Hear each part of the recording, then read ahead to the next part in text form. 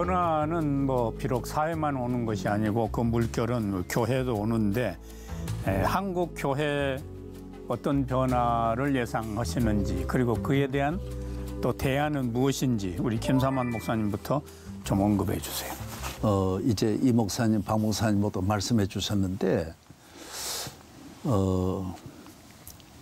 당장 목회자의 문제, 교회에 지금 코로나로 인해서 모이지를 못하니까 또 일용할 양식이 없는 거예요. 헌금을 드리는 시간이 없고 개척교회, 상가교회가 전체적으로 보면 40% 가까운데 이 엄청난 교회가 임대료를 내야 되고 또 임대료만 아니라 빚을 내 가지고 은행 융자나 어떤 이렇게 사채를 빌려서 개척하는 분들도 참 많고 그날 운영하는 분들도 많은데 정말 이 종말론적으로 정말 마지막 절벽에 서 있는 거예요. 그래서 여기에 대해서 정말 한국 교회가 힘을 모아야 된다. 정말 어떤 분명히 여기에 우리가 성경이 말한 대로 너희 집 식구부터 먼저 우리가 우리 짐을 나누어져야 되지 않느냐. 이런 이제 뭐 말씀한 대로 직장만 끝나는 것이 아니라 교회가 우선 문을 닫는 이런 위기에 있는 한국 교회. 이 코로나의 이 위기가 결국 세균은 아니라 바이러스는 아니라도 교회 안으로 들어온 것만은 확실한 거예요. 그래서 여기에 대해서 우리 길을 찾아야 되고 박 목사님도 잘 지적해 주셨는데 지금 뭐 AI 시대, IT 시대가 지나고 또 AI 시대에 바로 직면해 있기 때문에 조금 전에 박 목사님 지적하신 대로 AI 인공지능이 뭐 못할 게 없으니까 로봇 인간 아니라 뭐 모든 삶을 이제 AI가 지배하는 이 시대 앞에서 그러나 AI는 성령은 못 받는다라는 거예요. AI가 기도도 할 수 없고 하나님과 교통은 안 된다라는 거예요. 그래서 AI 시대에 진입하기 전에 하나님께서 우리가 다시 한번 이 하나님 품 안으로 돌아오게 하는 그런 기회를 주시지 않았나 저는 그렇게 보고 있습니다. 박정화 목사님, 한국교회 변화를 어떻게 예측하며 어떤 대응책이 필요한지요? 저는 두 가지 생각해 보는데 하나는 지금까지 우리가 성실히 해왔던 작든 크든 모여서 연대하고 영성을 모이고 찬양하는 이 예배는 훨씬 더 발전해서 튼튼해져야 돼요. 그거 하나 분명하고요. 또 하나는 이것만 가지고는 이 선교나 이 복음화를 다 끌어담을 수 없는 제한된 그릇입니다. 그래서 저는 이번 교회에 무슨 생각하냐면 왜 회사에 모여서 같이 회사 경영을 하지만 코로나 생기니까 재택 근무해라. 재택근무와 같은 형태의 또 다른 교회가 나올 수 있다. 이게 말하자면 꼭 한 군데 다 모여하면 되는 게 아니라 분리해서 영역별로 재택근무 비슷한 새로운 교회 형태를 개발했으면 좋겠다. 그러기 위해서는 제도도 바뀌어야 되고 신학적 받침도 있어야 되고 프로그램도 있어야 되고 다 다양한 시도를 하고 있습니다. 그래서 그런 것이 중요한데 일본 경우에는 사회적 거리두기와 봉쇄를 하면 일본 경제가 망한다 하는 이유 중에 하나가 뭐냐면 미국에서 지적하는 거예요. 일본은 회사를 운영하려면 다 모여서 이 위기 질서에 따라서 결정을 하고 위에서 도장을 찍어야 뭐가 된다. 이게 재택근무가 안 되는 사회다. 거기에 비해서 우리나라는 이미요. 어떻게 발전했는지 재택근무가 가능하고 상당히 이 모발한 사회가 됐습니다. 이번에 보면 우리는 봉쇄 안 해도 컴퓨터로 이렇게 다 IT로 다 조정을 해서 하고 그러니까 이런 걸 보면서 재택근무라고 하는 것이 기업에만 해당하는 게 아니라 교회 앞으로 모습에도 참고할 필요가 있다. 그게 하나고요. 그 관련해서는 500년 전에 루터가 말했던 얘기를 한번 다시 받자. 뭐냐면 루터가 목사님들은 성직자는 교회에서 성직자고요. 평신도는 각자 일터에서 성직자처럼 그래. 살아야 되는 겁니다. 예. 그래서 만인 사제지계예요. 저는 그 시제는 모이는 교회에서 우리가 열심히 신앙하는 데서 성직자들은 최선을 다해서 모이는 교회에서 열심히 하시고 평신도들은 각자 일터에 가셔서 찾고 또 재택근무되는 이런 교회의 사제인 것처럼 그렇게 사는 하나의 작은 교회 운동을 좀 같이 전개합시다. 이걸 우리 신학적으로 좀 해줘야 되고 그럴 시대가 되지 않았나. 그래서 만인 사제직의 뭐랄까 일상화가 되면 나라가 얼마나 좋아질까 이런 생각 때문입니다. 예. 그런 신학적인 체계 뭐 이런 것들은 앞으로 좀 더 전문적으로 우리가 논의를 하면서 프로그램도 개발할 수 있게. 예, 이정익 목사님. 이제 온라인 예배도 뭐 예배일 거예요. 그런데 이제 신학적으로 이제 앞으로 정립을 해야 될 거예요. 그제 신문 보니까 뭐 재택 예배를 드리면서 뭐 성찬도 했다고 그러는데 이런 문제는 이제 신학적으로 규정을 한번 해야 될 것 같고요. 제가 이번 이 코로나 사태를 통해 두 가지를 봤습니다. 하나는 신학이 참 좋은 분들은 이번에 굉장한 많은 깨달음이 있었어요. 주일도 가서 예배 드리지 못하고 하는 이 여기에 대해서 굉장히 안타까워했고 이분들은 빨리 이게 이제 해결되기만 기다리고 예배 드리러 갈 때만을 이제 기다리는. 근데 문제는 이제 그분들이 문제가 아니고 조금 느슨한 분들이 문제거든요.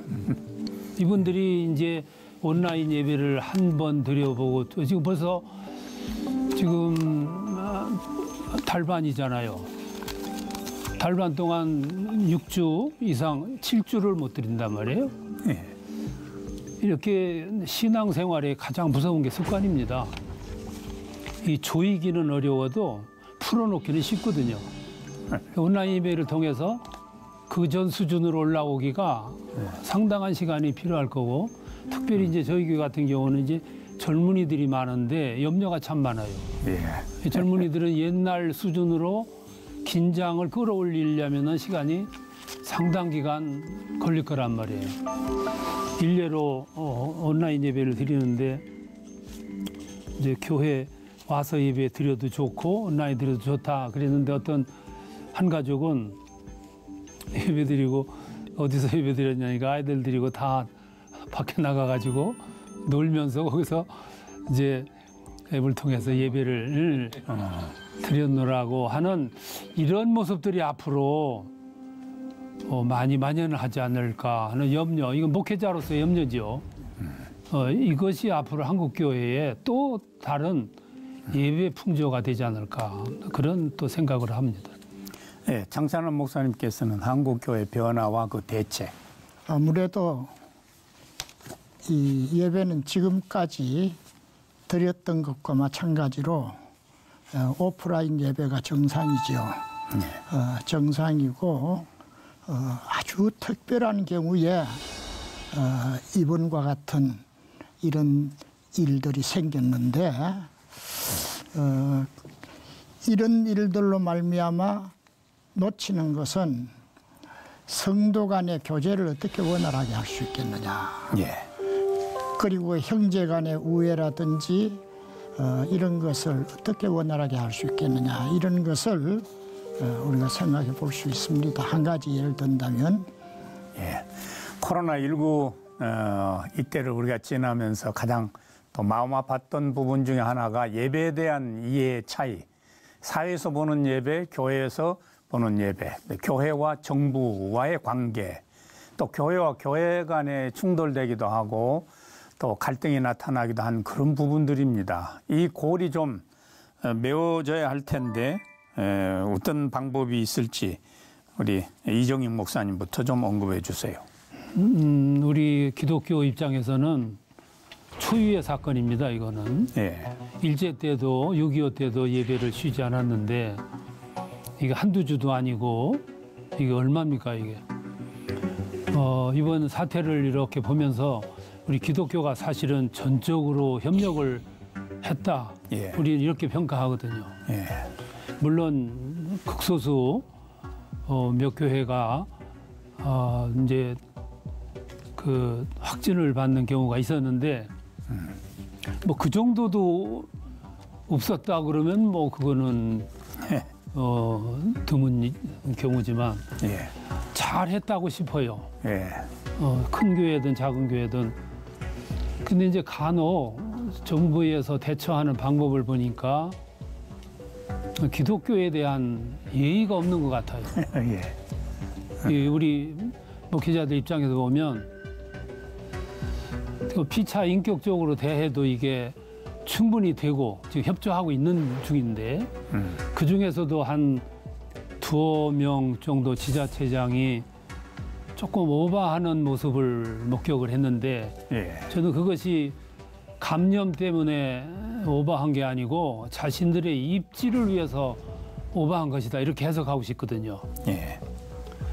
그런 모습을 보면서 한국 교회가 잘 참아줬어요. 그래도 근데 지금 생각하니까 잘 참아준 건지 아니면 할 수 없어서 그냥 말을 안 했는지 모르겠어요.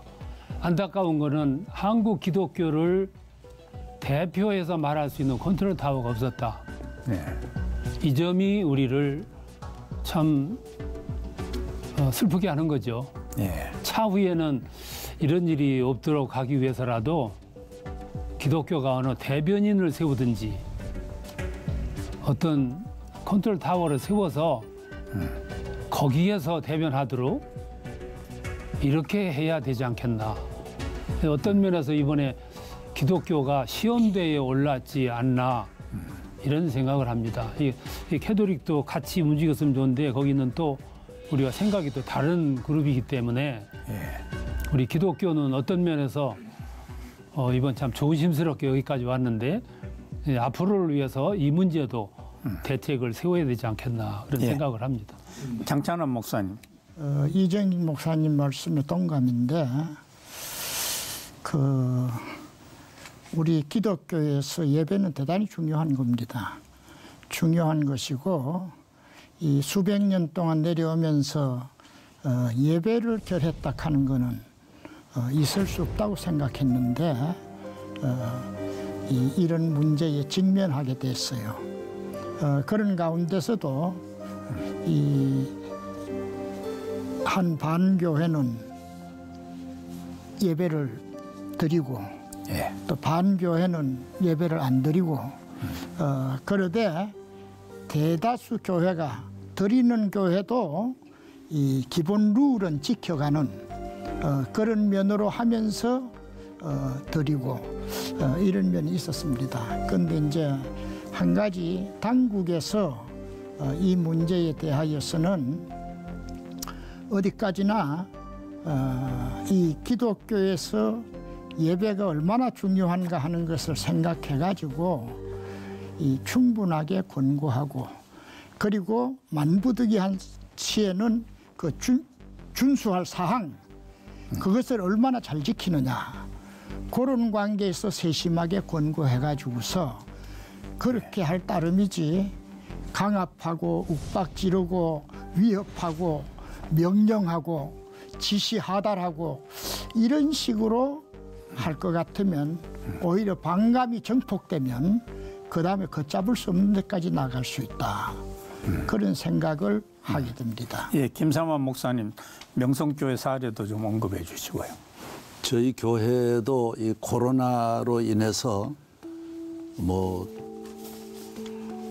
언론과 또 뭐 기관들이 아주 기회가 왔다는 식으로 뭐 이렇게 집중 공격을 하고 그런데도 뭐 지금까지 세계 역사상 4일 만에 그 완전히 음성으로 바뀐 건 뭐 처음입니다. 금방 들어갔다가 가든 즉시 이제 소변 검사, 피 검사 하니까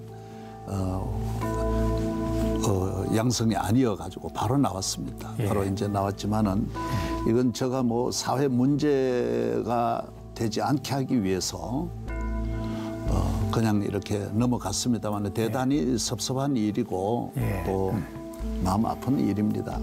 그런데 정부의 입장에서 보면 우리 한국의 기독교가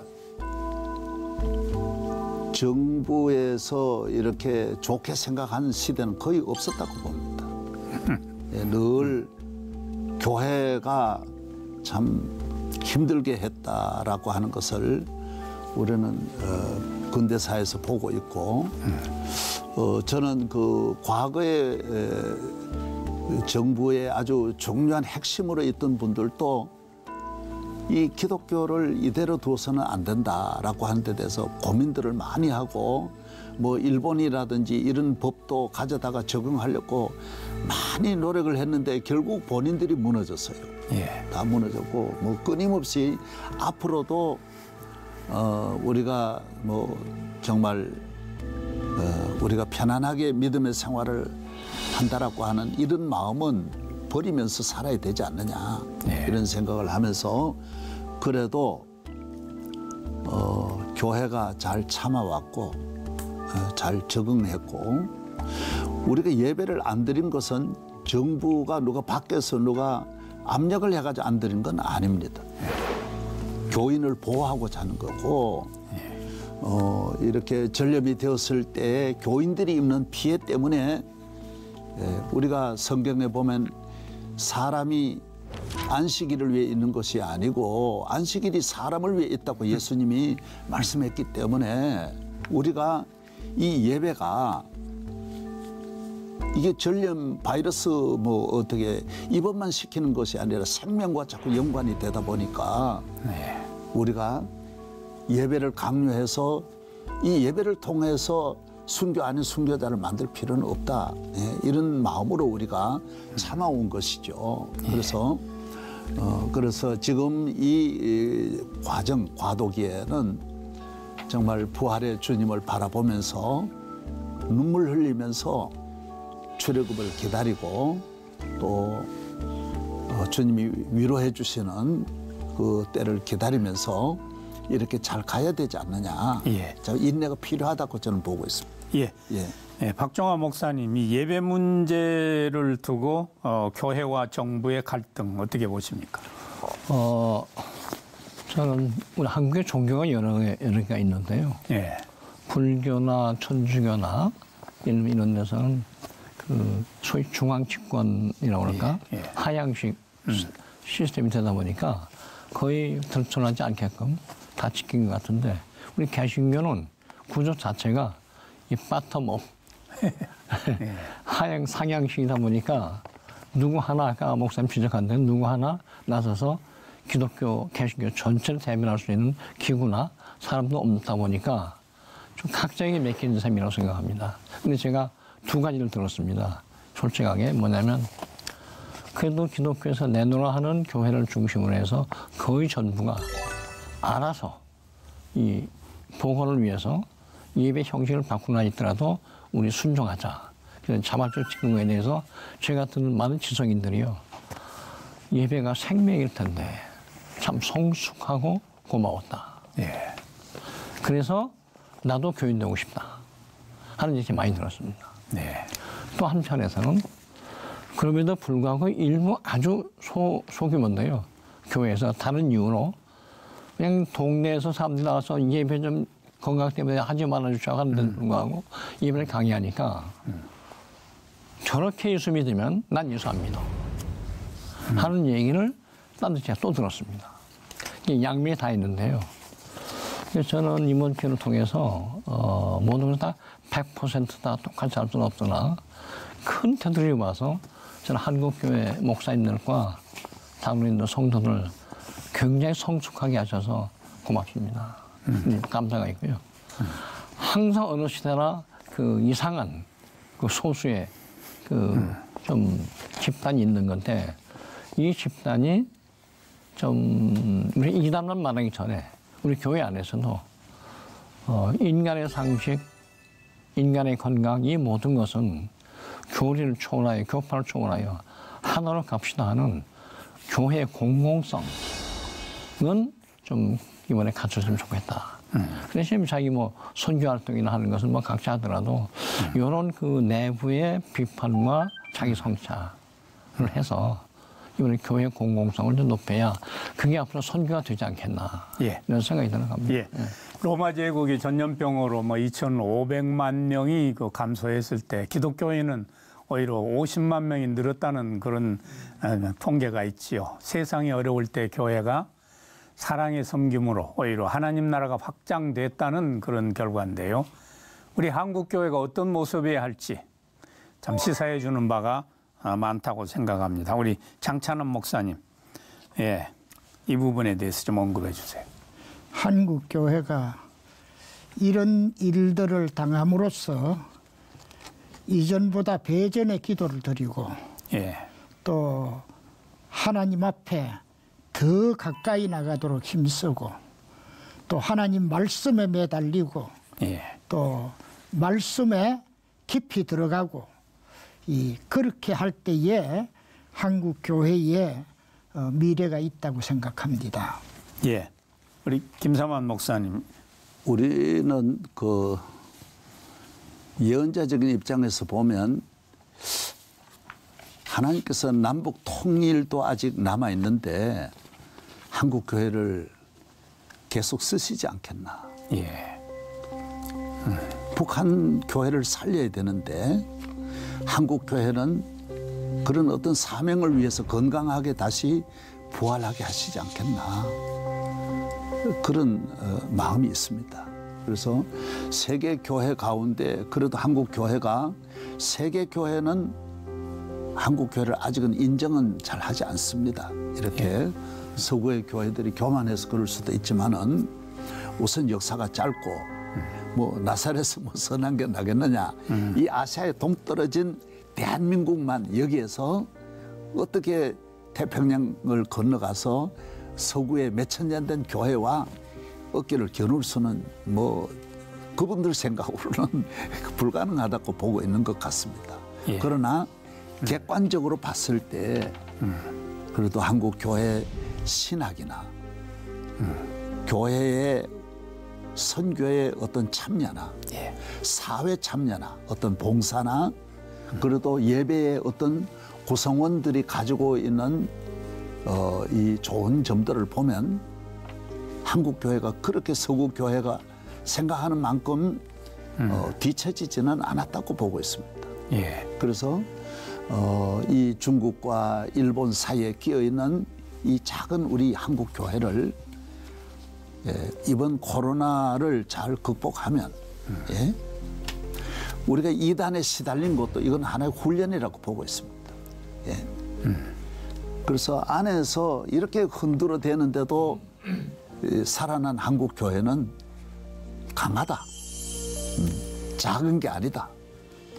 유럽에 무슨 이단이 흔드는 나라가 어디 있습니까? 또 우리 사회가 뭐 넌 크리스찬이 교회를 향해서도 지난 얼마 동안 우리는 돌도 많이 던졌습니다. 이런 걸 보면 그래도 한국 교회는 이 건재한 것을 보면 한국 교회 사명은 남아 있다. 저는 그렇게 긍정적으로 보고 있습니다. 박종화 목사님, 한국 교회의 동감입니다. 성장 비전. 중요한 거는요. 제가 아주 뼈저리게 느끼지 못하니까 전 세계 나라를 다 보니까 코로나 대응에 전 국민 인구 대비 코로나 환자는 소수입니다. 그걸 보면서 온 나라가 다 들어붙었어요. 아하, 이는 양 한 마리가 100마리 전체를 위해서 이렇게 중요한가. 우리나라도요.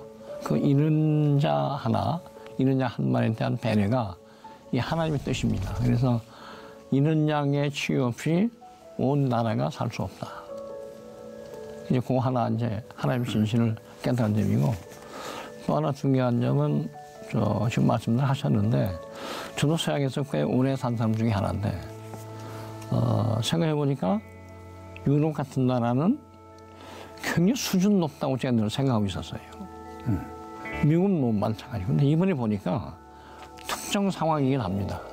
근데 준비되지 않았어요. 너무 교만했고 더 이상 나가지 못했고 다 되는 줄 알았는데 불현듯 상황이 딱 코로나 닥치니까 대처 능력이요. 우왕좌왕 뭐 다 묶었다 풀었다 봉쇄했다 했다. 우리는 그런 거 안 하고도 준비는 많이 한 것도 아니지만은 착착지하는 걸 보고 저는 혼자요. 하나님이 언제 이렇게 우리나라 백성들을 이렇게 살려주셨습니까? 하나님의 은혜입니다 하는 생각이 나고요.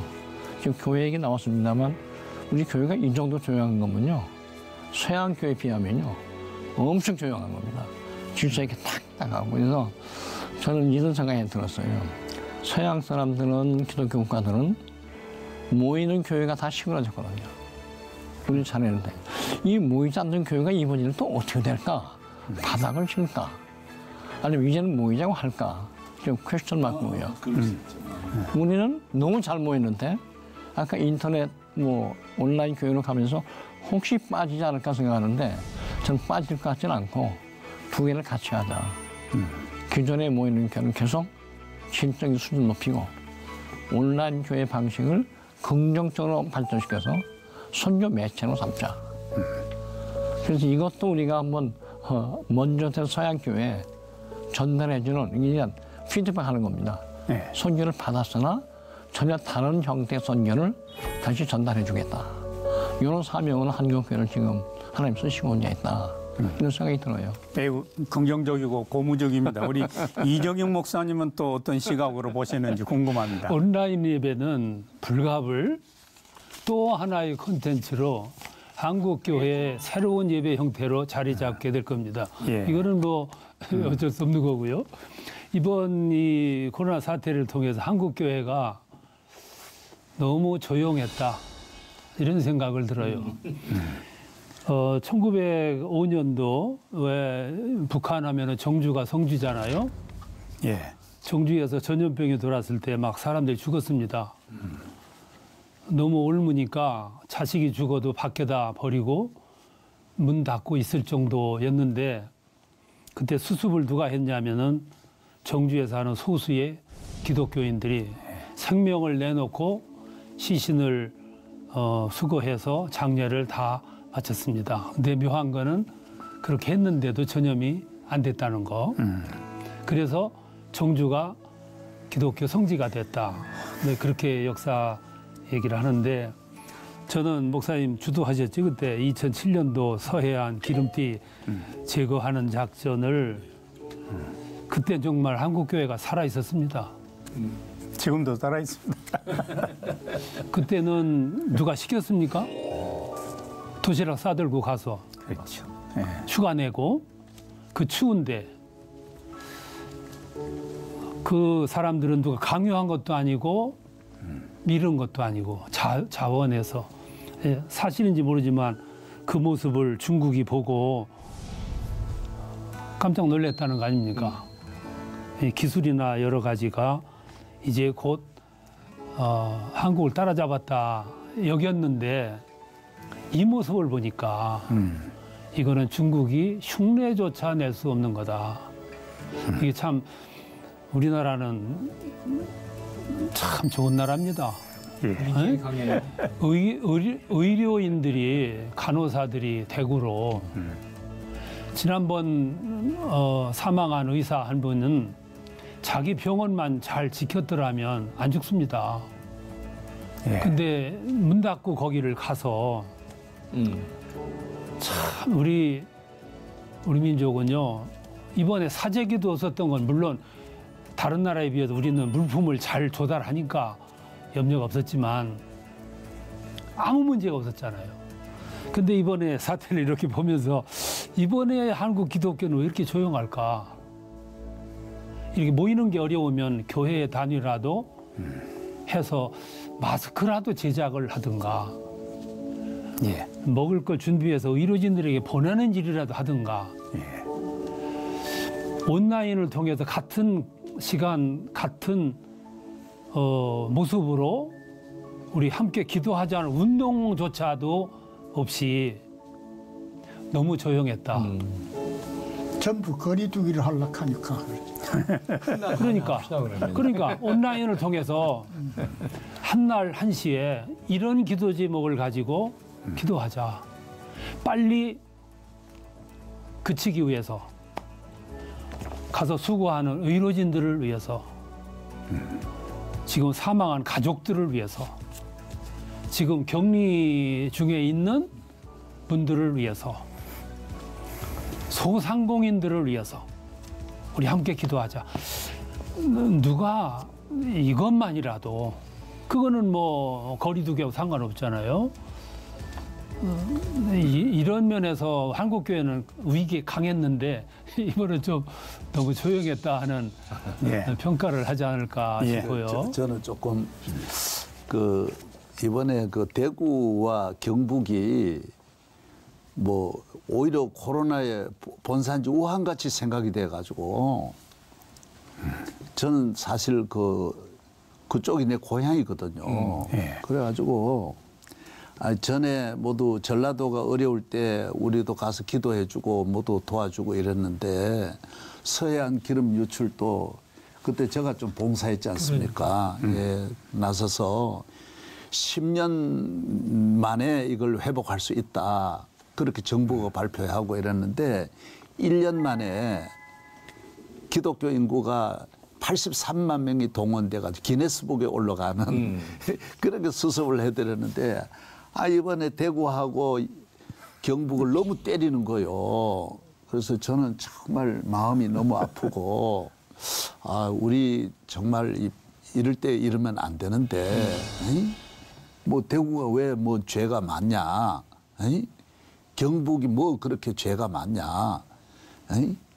경상도만 이렇게 나쁘게 모는 것을 저는 굉장히, 그리고 요새는 낮 예배 때 그런 기도를 막 공개적으로 해요. 주여 대구를 사랑해 주시고 경북 사랑해 달라고.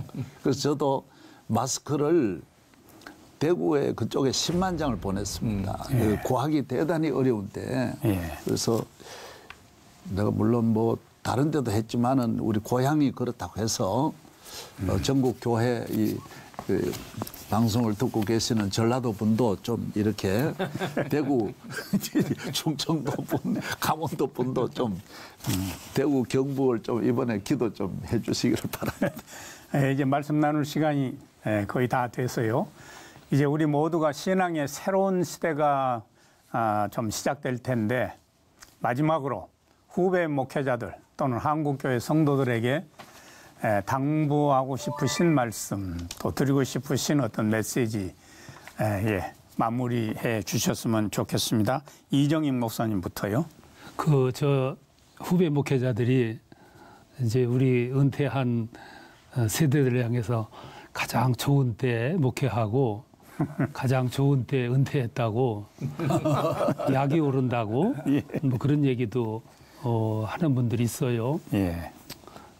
저들은 참 좋은 때 목회 하다가 잘 끝냈습니다. 근데 지금 앞으로의 우리 사회나 목회는 우리 세대보다도 훨씬 더 복합적인 지도력이나 능력이나 뭐 다양한 목회 패턴을 요구하지 않을까 그런 생각을 해봅니다. 사실 지금 목회자들 잘하고 있습니다. 참 잘하고 있어요. 근데 앞으로는 더 많은 것을 요구하지 않을까. 다만 한 가지 이제 당부하고 싶은 거는 아까 신천지 말씀 나왔는데 제가 신천지를 이번에 보고 너무 어렴풋이 그동안 알았구나. 그 충격을 받은 것 가운데 하나가 젊은이들이 그렇게 많이 갔다 하는 얘기를 듣고 충격을 받았어요. 오늘 기성교회는 젊은이들이 전부 어디 갔나 보니까 다 거기 가 있고 그 원인이 뭘까 나름대로 생각하다가 신천지는 잘못된 정체성이지만 정체성이 분명했어요. 그걸 심어줬어요. 젊은이들이 가장 좋아하는 게 분명한 정체성입니다. 분명한 컬러, 분명한 매력. 근데 기성교회는 이게 없어요, 이게. 뭐 새벽기도 이게 매력인데 대부분의 교회는 그거를 전부 잃어버렸어. 젊은이들이 갈 곳이 없는 거예요. 거기는 확실한 그 정체성, 물론 잘못된 정체성입니다만은 젊은이들이 이렇게 모일 정도, 앞으로 목회하는 후배들, 목회자들은 이런 점에서 신앙의 정체성을 분명히 하고 다량으로 급성장하려는 유혹을 뿌리치고 한 사람 한 사람 확신 있게 해 나가면 나는 그런 교회는 어느 시대나 불문하고 살아있는 교회가 되지 않을까, 목회가 되지 않을까, 그렇게 생각합니다. 예, 장찬원 목사님 말씀 주세요. 우리는 이 아날로그 시대를 산 사람입니다. 그러나 이제 디지털 시대에 좀 들어가면서 그쪽에 약간 걸치면서 끝난 시대거든요. 근데 요즘 젊은 후배들은 이 디지털 시대 또 AI 시대 이럴 때에 이 목회를 하기 때문에 그이들이 스마트폰이나 또 여러 가지 기기를 다루는 데 있어 가지고는 우리가 상상할 수 없을 정도로 능가하는 면이 있어요. 있는데 그이들에게 한 가지 부족한 것은 다 그렇다는 것은 아니고 신앙의 열정과 감성, 하나님 앞에 정말 몸으로 나가고 몸으로 부딪히는 그런 면이 좀 부족한 거 아닌가, 그런 생각을 가집니다. 그래서 그 면만 잘 갖출 것 같으면 앞으로 훌륭한 이 목회를 할 수 있지 않을까 생각을 합니다. 그러면서 지금 이제 코로나 사태를 맞아서 우리가 이 언젠가 이것이 종식된다 생각하고 그 다음을 준비하고 있거든요. 그냥 여기서 낙심하는 것이 아니고 그것을 준비하다가 이것이 종식되고 날 것 같으면 더 큰 부흥을 위해서 우리가 전심전력하고 온 힘을 다해서 진력함으로써 아주 획기적인 부흥을 이룩할 수 있다. 하나님께서 우리의 노력에, 우리의 노고에 은총으로 보답할 것이다. 이런 생각 가운데서 낙심하지 말고 희망을 잃지 말고 끝까지 믿음으로 정진할 수 있기를 바랍니다. 예, 박정화 목사님. 저는 이제 은퇴했으니까 옛날 일은 안 해야 되는데 옛날에는 여러분 생각보다는 확실히 좀 목회하기가 좋았던 시대 같습니다. 예. 수용이라는 면에서 사회가. 예. 지금 시대는 달라졌는데 그러나 어려운 점이 있지만 좋은 점도 있습니다. 제가 말씀드리면 한국 사회는 작은 사회가 돼가지고요. 경제 성장했다고 합니다만 모든 시장이 국내 내수 시장이 작아서 내수 시장만 보고는 경제 발전할 수가 없어요. 우리는 뭐 하나 물건을 만들어도 글로벌 시장을 목표로 해야 됩니다. 경제만 그런 게 아니라 기술도 마찬가지고요. 예. 저는 교회 목회도 작은 곳에서 목회하지만 이게 글로벌 교회라고 하는 확신 가지고 목회해달라. 그거 하나 부탁이 드리고요. 그래서 이 품을 크게 하셔야 된다. 두 번째는 이번에 그 세계적으로 코로나 바이러스 그 진단, 검역, 뭐 관리를 잘했다 그러는데 모든 논란 다 읽어보니까요. 우리도 할 수 있었는데 한국이 먼저 잘했다. 그게 1번이고요. 2번. 너희들은 잘했는데 우리가 못하는 게 있다. 시민의 자발적 참여입니다. 이거 서양이 못 따라가요. 아까 뭐 예배했습니다만 내가 내 생명, 우리 생명 지키려고 한 것이지 누가 강요한 거 아니잖아요. 그만큼 자발적 참여가요. 엄청난 것이 한국이었습니다. 이게 세계적으로 좀 부각이 돼서 한국을 본받자는 것이지 기술만은 아니에요. 제가 부탁은 제가 알리바바 그 경제하기도 했습니다만 5G, 4G 아무리 발전해도 우리 신학적으로 말하는 영성의 문제, 마음의 문제 이거는 기술이 해결하지 않는다. 발전할수록 영적인 만족과 기쁨, 이것은 우리가 해야 할 과제다. 그것이 바로 목회자의 사명이다. 이거 놓치면 안 됩니다. 제 부탁은 경우에 따라서 우리 젊은 세대가 기술이나 문명에 아주 민감해서 잘 따라가시는데 기술자가 되지 마시고 영성 깊이는 전문가 되십시오. 그게 여러분이 살 길입니다. 기술은 딴 사람이 합니다.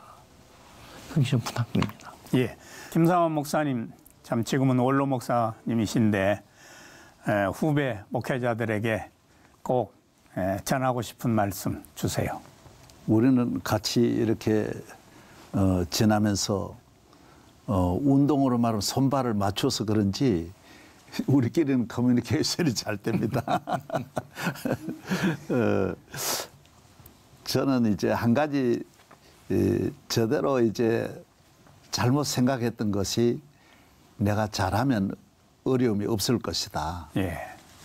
나는 저 선배같이 안 하면 저 선배가 가르쳐주는 저 교훈 저대로만 따라가지 않으면 나와 우리 교회는 어려움이 없을 거다. 그런 생각을 많이 했어요. 그런데 그게 아니더라고요. 그래서 제 아무리 잘하고 착해도 자기 혼자서 이렇게 패스하는 길은 없어요. 예.